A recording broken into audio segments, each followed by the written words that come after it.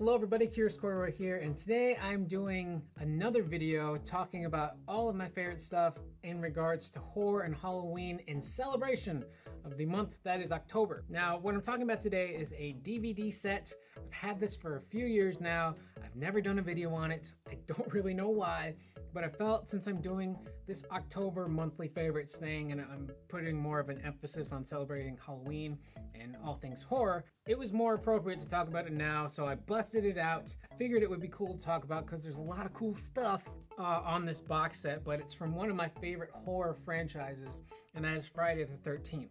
And it happens to be this limited edition box set. My apologies for the glare, that's my lighting, but Beauty Gurus, this is basically what it is. It's this really badass box set of 8 of the Friday the 13th movies. I say 8, even though there's technically 9, and then if you want to count Freddy vs. Jason, that makes, no, there's 10, because Jason X, and then Freddy vs. Jason, which makes 11. So there's 3 films missing from this box set. The reason why is because those are all New Line Cinema movies.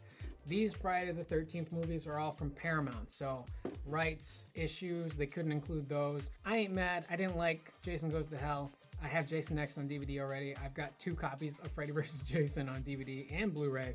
I don't need extra ones, but I thought it'd be cool to talk about this because it was a limited edition box set. So it's got all 8 of your deluxe edition DVDs. It's got the 3D version of Friday the 13th Part 3, complete with Jason 3D goggles, which is cool.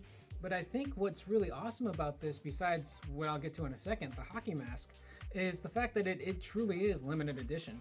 They made 50,000 of these, and the one I happen to have was the last one I got at the Walmart when they were selling these. I have number 25,388. Whoever has number 1 or number 50,000 is incredibly lucky. That would be really cool to have. But they put a lot of work and effort into just the appearance of the box, giving you that look of Jason's mask. You got the side, you've got the forest in blue and black. On the back, you've got a creepy image of a forest at night. Sides are all the same. Nothing is on the bottom. And then at the very top, you have the logo. The hockey mask itself, which I'll go ahead and open this up, just opens right from the top.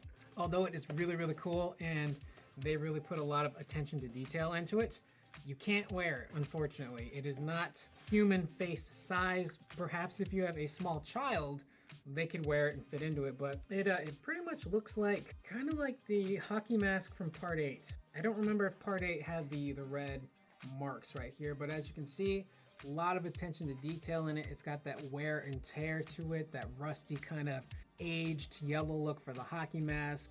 Some spots like the nose and above here and the eyes are still white, and then you've got a little bit of a fade to this red arrow here and the arrows here.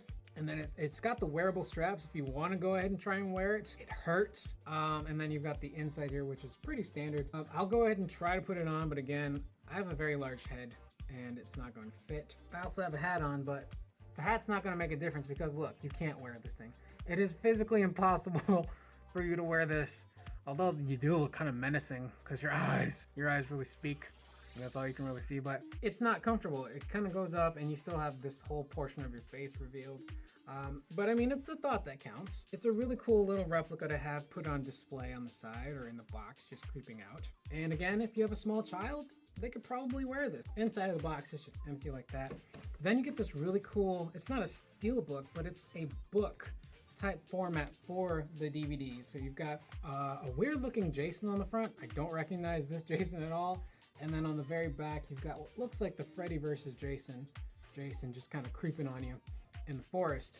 Now, I read some reviews online actually a while back that complained about the packaging because the way the movies are packaged are very much like a book. So you've got all of these statistics that you can read about the movie, who was in it, what special features are on each respective disc, facts about the movie like who was in it, when it was released, how much it made. They've even got a body count for each movie, so you can see how many people Jason killed. There's weapons used count, so you can see what weapons Jason used in each respective film. But what people complained about was the packaging on the sides like this. So you see how the DVDs are in the side and they're kind of creeping out a little bit. Well, apparently this can sometimes scratch the DVDs. Like this one's got a tiny little scratch on it. It's kind of hard to see, but I take very good care of my stuff.